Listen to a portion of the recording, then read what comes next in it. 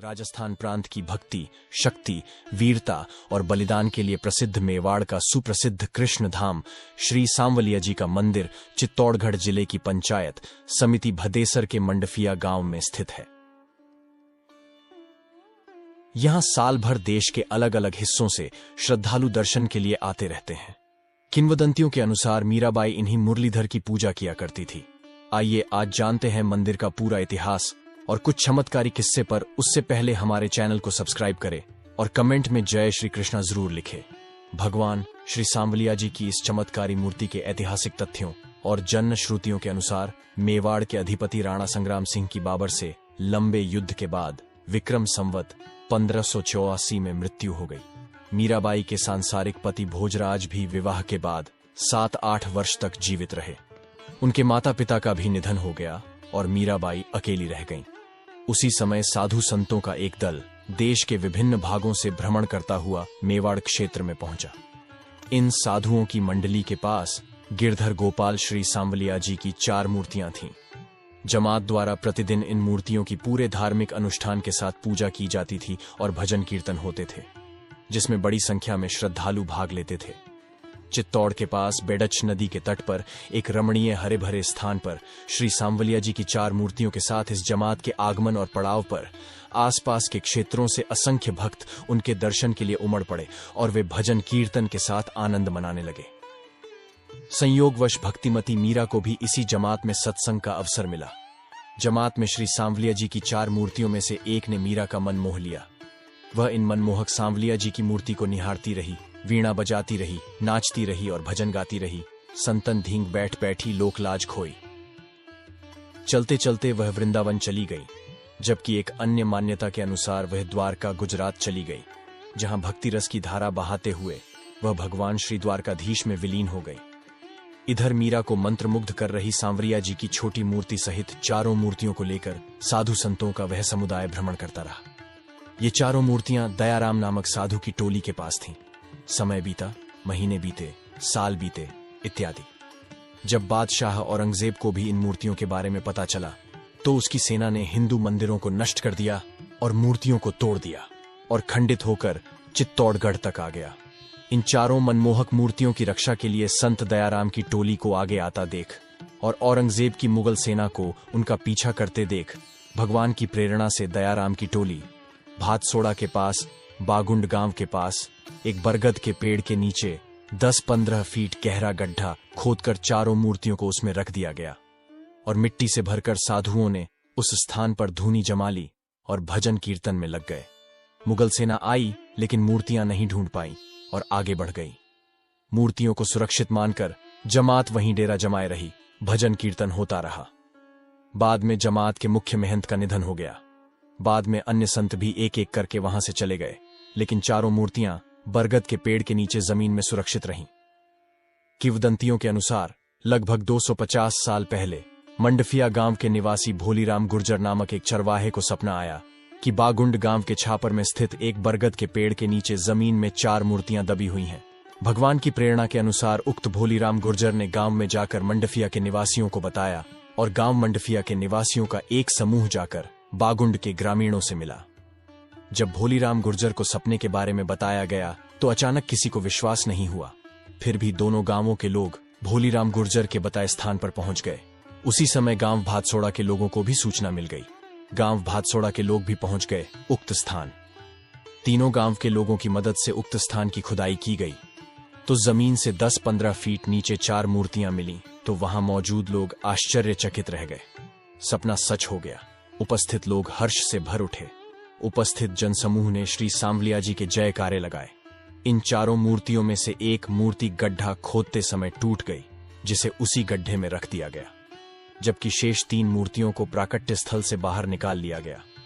आपस में विचार विमर्श करने के बाद इन तीनों मूर्तियों में से एक मूर्ति को प्राकट्य स्थल बागुंड में तथा दूसरी मूर्ति को ग्राम भातसोड़ा में तथा तीसरी सुंदर मूर्ति को ग्राम मंडफिया के निवासियों ने बड़ी धूमधाम से स्थापित किया। धाम सहित श्री सांवलिया सेठ के जयकारे लगाते हुए मंडफिया लेकर आए। श्री सांवलिया जी की मूर्ति को अस्थायी तौर पर परेंडे स्थित भक्त भोलीराम गुर्जर के घर में स्थापित किया गया था। मंडफिया गांव में भक्त भोलीराम के घर में अस्थायी रूप से श्री सांवलिया जी की वही मूर्ति रखी हुई है जिसने भक्त मीरा का मन मोह लिया था और जिसे देखकर वह आनंदित होकर नृत्य करती थीं। वह भजन कीर्तन करती थीं। विक्रम संवत की 16वीं शताब्दी के उत्तरार्ध में भक्त मीरा को मोहित करने वाली सांवलिया जी की मूर्ति के चमत्कारों की गाथा धीरे धीरे फैलने लगी। यह मंडफिया क्षेत्र की सीमा को पार कर दूर दूर तक फैलने लगा और इसे देखने आने वाले श्रद्धालुओं की संख्या बढ़ती गई। लोगों के बीच इसे एक चमत्कारी मूर्ति के रूप में स्वीकार किया गया। दिन ब दिन प्रभु श्री सांवलिया जी के दर्शनार्थियों की बढ़ती संख्या के कारण ग्राम मंडफिया एवं आसपास के 16 गांवों के प्रमुख भक्तों से चर्चा कर इस चमत्कारी मूर्ति को भक्त भोलीराम गुर्जर के परिंदा से हटवाकर पूर्ण धार्मिक अनुष्ठान किया गया।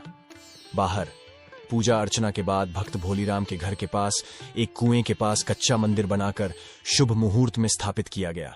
मंदिर की आय एवं कार्य के विस्तार को देखते हुए वर्ष 1956 में श्री सांवलिया जी मंदिर प्रबंधकारिणी समिति का पंजीकरण कराया गया। ग्राम मंडफिया सहित आसपास के 16 गांवों के 65 सदस्यों को लेकर एक ट्रस्ट बनाया गया। ट्रस्ट के गठन के साथ ही मंदिर की आय में भारी वृद्धि होने लगी। भक्तों की संख्या में वृद्धि के कारण 1961 में कच्चे केलुपोस मंदिर के स्थान पर एक विशाल पक्का मंदिर का निर्माण कराया गया। वर्ष 1980-86 में इस विशाल पक्के मंदिर में कांच का बेहद खूबसूरत और आकर्षक काम किया गया था। 1956 से 2 दिसंबर 1951 तक इस मंदिर की देखभाल प्रबंधन समिति द्वारा की गई और कई विकास कार्य किए गए। श्री सांवलिया जी मंदिर मंडल की आय में वृद्धि तथा कार्य विस्तार तथा श्रद्धालुओं के आगमन की गति से ऐसी स्थितियां निर्मित हुईं जिसके फलस्वरूप 3 दिसंबर 1991 को राजस्थान सरकार द्वारा श्री सांवलिया जी मंदिर का अधिग्रहण कर लिया गया। बोर्ड की स्थापना श्री सांवलिया जी मंदिर मंडल मंडफिया के नाम से की गई थी। श्री सांवलिया जी के दर्शनार्थ श्रद्धालुओं के बढ़ते आवागमन के कारण मुख्य मंदिर एवं आसपास का परिसर अत्यंत संकीर्ण प्रतीत होता है तथा दर्शनार्थियों की सुविधा एवं सुव्यवस्था को ध्यान में रखते हुए 1976 में तत्कालीन मंदिर बोर्ड प्रबंधन के सहयोग से नगर नियोजन विभाग उदयपुर ने मंदिर विस्तार और परिसर विकास शुरू किया। योजना की रूपरेखा तैयार की गई और भूमि अधिग्रहण के बाद प्रभावित लोगों का पुनर्वास किया गया और 3 करोड़ 34 लाख रुपए का मुआवजा दिया गया। अधिग्रहण के बाद गुजरात के अक्षरधाम की तर्ज पर एक भव्य नए मंदिर का निर्माण कार्य वर्ष 2000 से शुरू हुआ, जिस पर लगभग 50 करोड़ रुपए खर्च किए जाने का प्रस्ताव हुआ। श्री सांवलिया जी में वर्ष भर विभिन्न पारंपरिक धार्मिक उत्सवों का आयोजन किया जाता है। मुख्य रूप से जन्माष्टमी, जलझूलनी एकादशी, 3 दिवसीय विशाल मेला दिवाली और अन्नकूट देवउठनी एकादशी, निर्जला एकादशी, देवशयनी एकादशी, होली, शरद पूर्णिमा, बसंत पंचमी, महाशिवरात्रि आदि त्योहारों का आयोजन पूरे हर्षोल्लास के साथ भव्य तरीके से किया जाता है। हर माह कृष्ण पक्ष की चतुर्दशी को श्री सांवलिया सेठ का भंडार दान पेटी खोला जाता है तथा हर माह अमावस्या को महाप्रसाद का आयोजन किया जाता है। श्री सांवलिया जी के भंडार से प्राप्त आय की राशि न केवल मंदिर निर्माण और धार्मिक कार्यों पर खर्च की जाती है, बल्कि इस आय का एक बड़ा हिस्सा जनकल्याण कार्यों जैसे मंदिरों, संपर्क मार्गों, पेयजल, रोशनी और स्कूल भवनों के निर्माण पर भी खर्च किया जाता है। 16 संबद्ध गांवों में धार्मिक उत्सवों आदि के आयोजन पर व्यय होता है। विशाल निःशुल्क शल्य चिकित्सा शिविरों का आयोजन किया जाता है। निःशुल्क नेत्र चिकित्सा शिविरों का आयोजन किया जाता है तथा गरीब एवं पिछड़े वर्ग के गंभीर रोगों से पीड़ित लोगों को आर्थिक सहायता दी जाती है। विशाल गौसेवा सदन के संचालन पर बड़ी धनराशि खर्च होती है। मंडफिया गांव में विशाल सामुदायिक स्वास्थ्य केंद्र भवन, महाविद्यालय भवन, उच्च प्राथमिक विद्यालय भवन, बालिका उच्च प्राथमिक विद्यालय भवन, उच्च प्राथमिक विद्यालय भवन, विशाल श्री सांवलिया जी बस स्टैंड, प्रथम श्रेणी पशु चिकित्सालय भवन आदि का निर्माण कराया गया है। जिला मुख्यालय चित्तौड़गढ़ की श्रेणी में रुपये का अनुदान। सरकारी सार्वजनिक अस्पताल के निर्माण कार्य के लिए 2.5 करोड़ रुपए का अनुदान दिया गया तथा असहाय लोगों के इलाज हेतु आर्थिक सहायता प्रदान की जाती है। प्रभु श्री सांवलिया सेठ के चमत्कारों के बारे में कई किंवदंतियां प्रचलित हैं और कई लोग आज भी कई चमत्कारों के प्रत्यक्षदर्शी के रूप में मौजूद हैं। प्रभु श्री सांवलिया के गर्भगृह के पास दाहिनी ओर दक्षिण दिशा में एक कुआं आज भी स्थित है, जिसे घी कुआं के नाम से जाना जाता है। गांव के कई बुजुर्ग और कई प्रबुद्ध लोग अपनी कहानियां सुनाते रहते हैं कि एक बार अन्नकूट के दिन मालपुआ बनाने के लिए अन्य सभी आवश्यक सामग्रियां पर्याप्त मात्रा में थीं, लेकिन बड़ी संख्या में तीर्थयात्रियों के आने के कारण घी कम पड़ गया। भक्त भोलीराम के प्रयास के बाद भी आसपास घी उपलब्ध नहीं हो सका। परिवहन के साधनों के अभाव के कारण तुरंत बाहर से घी प्राप्त करना भी संभव नहीं था। इससे पहले कि भोलाराम श्री सांवलिया सेठ को पुकारता, दरवाजे पर खड़े एक बहुत बूढ़े सज्जन ने भोलाराम से पूछा कि इतना परेशान और घबराया हुआ क्यों है। भोलाराम ने अपनी परेशानी का कारण बताया।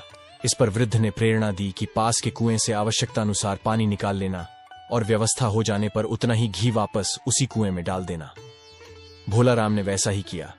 कुएं का पानी कढ़ाई में गिरते ही घी बन जाता था और आवश्यकता अनुसार मालपुए बन जाते थे। सानंद अन्नकूट का अनुष्ठान संपन्न हुआ। प्रेरणा देने वाले सभी लोग उस वृद्ध को ढूंढने लगे, परंतु उसका कहीं पता न चला। यह प्रभु श्री सांवलिया सेठ का मायावी चमत्कार ही था कि वे बूढ़े व्यक्ति के वेश में भोलाराम की समस्या का समाधान सुनकर चमत्कारी मूर्ति में विलीन हो गए। इस चमत्कार से भी बड़ा चमत्कार तब देखने को मिला जब भोलाराम ने घी की व्यवस्था करने के बाद कुएं में फिर से उतना ही घी डाल दिया जितना बूढ़े ने बताया था। कुएं में डाला गया घी पानी पर तैरने के बजाय पानी में मिल गया। प्रभु श्री सांवलिया सेठ के चमत्कारों में से एक इस कुएं को नए भव्य मंदिर निर्माण की योजना में भी सुरक्षित रखा गया है। वर्ष 1992 में तत्कालीन मुख्यमंत्री माननीय भैरव सिंह शेखावत ने श्री सांवलिया जी मंदिर के शिखर पर ध्वजारोहण में भाग लेकर मंडफिया में पदार्पण किया था। प्रभु श्री सांवलिया जी सेठ के दर्शन दोपहर 12 बजे से 2 बजे तक बंद रहते हैं। मुख्यमंत्री ने दर्शन की इच्छा जताई। उस समय दोपहर के 2 बज रहे थे। आनन फानन में पुजारी को बुलाया गया। मंदिर के दरवाजे पर लगे ताले को तोड़ने का प्रयास किया गया। काफी प्रयास के बाद भी गर्भगृह का ताला नहीं खुल सका, लेकिन रात 2 बजे जैसे ही उसी चाबी से ताला खोला गया, यह चमत्कार देख उपस्थित दर्शनार्थी जयकार करने लगे। माननीय शेखावत साहब भी इस गरिमामय चमत्कार से अभिभूत हो गए और प्रभु श्री सांवलिया सेठ के दर्शन करने के बाद ही आगे की यात्रा के लिए प्रस्थान किए। प्रभु श्री सांवलिया सेठ के गर्भगृह के प्रवेश द्वार के पास एक दान पेटी रखी हुई है, जिसके पास खड़े होकर हम भगवान के दर्शन करते हैं और अपनी इच्छा अनुसार उपहार पेटी में पैसे आभूषण डालते हैं। प्रत्येक कृष्ण पक्ष की चतुर्दशी को राजभोग आरती के बाद हजारों भक्तों और आगंतुकों, मंदिर बोर्ड के अधिकारियों, कर्मचारियों, बैंक कर्मचारियों की उपस्थिति में दान पेटी खोला जाता है। मंदिर के मध्य में बने मंडप में दान पेटी से निकाले गए धन को ढेर करके छांटा जाता है और गिना जाता है। जब से प्रभु श्री सांवलिया सेठ के भव्य मंदिर का निर्माण कार्य शुरू हुआ है, तब से राजकोष दान पेटी से निकलने वाली राशि धीरे धीरे बढ़ती गई है और 1 माह में यह राशि 1 करोड़ रुपए से भी अधिक निकल जाती है। इस वृद्धि को देखते हुए प्रभु श्री सांवलिया सेठ के द्वार के पास लगभग 5 करोड़ की राशि एकत्रित करने की क्षमता वाला 125 किलो का भव्य एवं कलात्मक चांदी का भंडार दान पेटी स्थापित किया गया है। श्री सांवलिया सेठ के खजाने में बढ़ती हुई धनराशि इस बात का प्रत्यक्ष प्रमाण है कि भगवान श्री सांवलिया सेठ अपने भक्तों की मनोकामनाएं पूरी करते हैं और अपने चमत्कारों से भक्तों की भक्ति को पोषित करते हैं। श्री सांवलिया जी का भंडार अनोखा है। जितना पैसा बढ़ता है, खर्च उतना ही कम होता है। दोस्तों, आज के वीडियो में इतना ही। आशा करते हैं आपको ये वीडियो पसंद आया होगा। अगर हाँ, तो हमारे चैनल को सब्सक्राइब करें और वीडियो को लाइक करें।